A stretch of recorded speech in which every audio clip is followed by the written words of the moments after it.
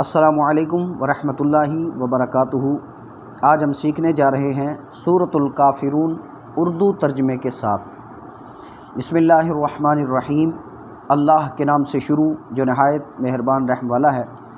قل یا ایھا الکافرون، تم فرماؤ اے کافرو، لا اعبد ما تعبدون، نہ میں پوجتا ہوں جو تم پوجتے ہو، ولا انتم عابدون ما اعبد، اور نہ تم پوجتے ہو جو میں پوجتا ہوں، ولا انا عابد ما عبدتم، اور نہ میں پوجوں گا جو تم نے پوجا، ولا انتم عابدون ما اعبد، اور نہ تم پوجو گے جو میں پوجتا ہوں، لکم دینکم ولی دین، تمہیں تمہارا دین اور مجھے میرا دین۔